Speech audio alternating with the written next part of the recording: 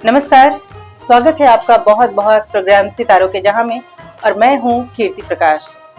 सबके कई बार ऐसा होता है ना कि हमें लगता है कि हम जो चाह रहे हैं वो नहीं हो रहा, लेकिन शायद किस्मत ने हमारे लिए कुछ और बेहतर सोच रखा होता है, कुछ और ज़्यादा सोच रखा होता है। और ऐसा ही हुआ था दिलीप कुमार साहब के साथ। दिलीप कुमार साहब तो यूँ तो फुटबॉल प्लेयर बनना चाहते थे और उन्होंने इसके लिए बहुत कोशिश भी की थी और उनकी कोशिशें कामयाब भी हो रही थी।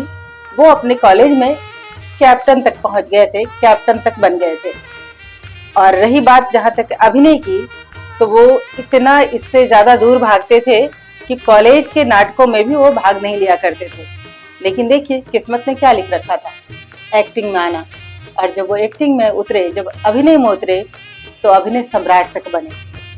ऐसी रही दिलीप कुमार साहब की जर्नी, कहाँ से कहाँ तक किस्मत ने सोचा उनके लिए। वैसे आपको बता दूं कि दिलीप कुमार साहब कई भाषाओं में पारंगत थे। दिलीप कुमार साहब एक बेहद ही जिंदा दिल इंसान थे और उन्हें कई भाषाओं पे अच्छी पकड़ थी।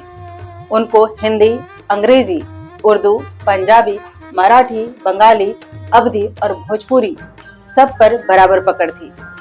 उनकी पत्नी सायरा बानो ने एक बार कहा था कि उनको हर धर्म में रुचि थी। उनको गीता के छंद भी याद थे और बाइबल के कई सारे श्लोक भी याद थे। वो बिना पढ़े बिना देखे भी गीता का पाठ कर सकते थे। एक बार उनको कुछ जैन बच्चों ने अपने साथ उपवास तोड़ने के लिए कहा था और वो खुशी खुशी शामिल हुए थे। ये था उनका सभी धर्मों के प्रति अपना एक मत। दिलीप साहब को दिवाली पर पटाखे फोड़ना भी उतना ही पसंद था जितना कि ईद मनाना। उनको भजन गाना बहुत पसंद था और संगीत से उन्हें बेहद प्रेम था। इतना ही नहीं, वो बहुत बेहतरीन तरीके से ट्रम्पेट बजाना भी जानते थे। गुजरातियों के साथ धारा प्रवाह गुजराती बोल सकते थे और सिख दोस्तों के साथ बहुत बेहतरीन तरीके से वो पंजाबी में बातें करते थे। दिलीप साहब को साहित्य में बेहद रुचि थी। साहित्य पढ़ना उनका सबसे फेवरेट काम था। यहाँ तक कि जब कुछ पढ़ने के लिए नहीं होता था तो वो अपनी स्क्रिप्ट ही पढ़ने लग जाते थे। आज भी उनके बंगले का स्टोर रूम किताबों से भरा पड़ा है।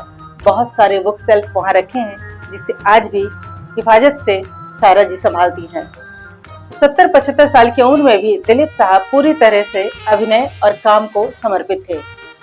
1991 में हिमाचल प्रदेश के कुल्लू में जब फिल्म सौदागर का शूट चल रहा था, मौसम बहुत ठंड था वहाँ का, लेकिन दिलीप साहब और निर्देशक सुभाष घई रात तक दृश्यों पर चर्चा करते रहे।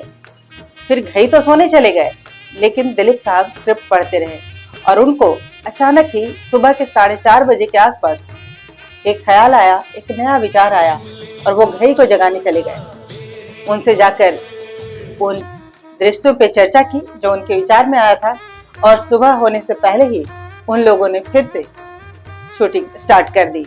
तो ऐसे थे दिलीप साहब। इतना ही नहीं, उन्हें नए नए तिगड़म से अपनी पत्नी को खुश रखना भी आता था।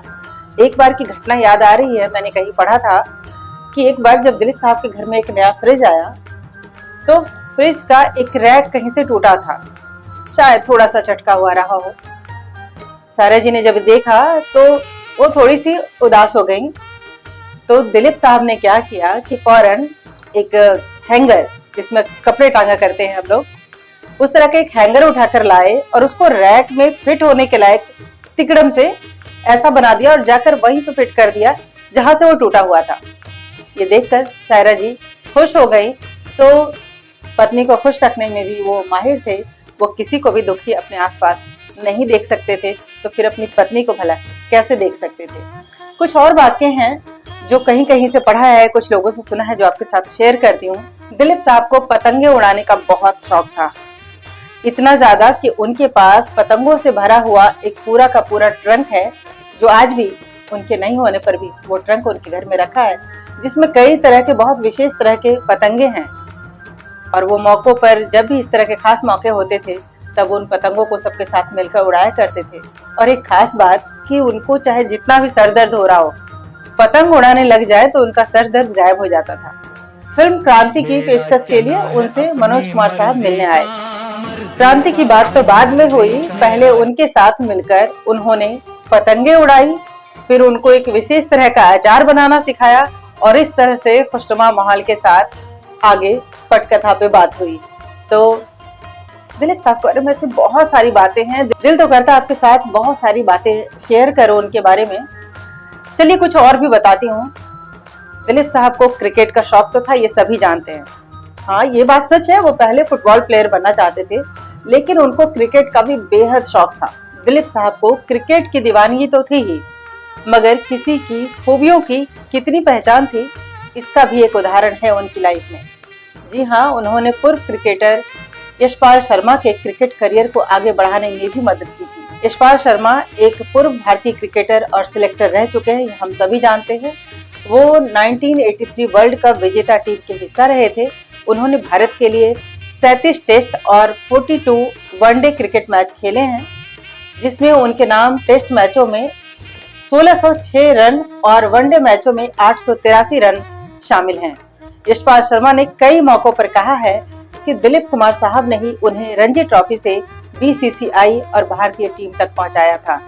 दरअसल 1978 में यशपाल जब अपने करियर के शुरुआती दौर में पंजाब टीम की तरफ से रणजी ट्रॉफी मैच खेल रहे थे, तो दिलीप कुमार साहब वो मैच देखने गए हुए थे। उनकी बैटिंग के बाद, यानी कि यशपाल की बैटिंग के बाद दिलीप साहब खुद उनसे मिलने पहुंच गए थे। ये देखकर यशपाल हैरान रह गए थे। दिलीप साहब ने उनसे कहा कि तुम बहुत अच्छा खेलते हो, मैं तुम्हारे लिए बीसीसीआई में बात करूंगा। और इसके बाद उन्होंने राज सिंह डूंगरपुर से बात की और यशपाल को भारतीय टीम में जगह मिली।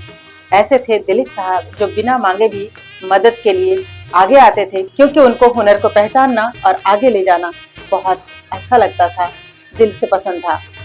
एनीवे, उनके पर्सनल लाइफ में कामिनी कौशल के बाद जो दूसरी लड़की आई वो थी मधुबाला, जिसके बारे में हम सभी जानते हैं कि मधुबाला और उनका प्रेम कितना गहरा था। लेकिन उनका प्रेम मधुबाला से पहले कामिनी से था, जो हम आपको बता चुके हैं इससे पहले के एपिसोड में।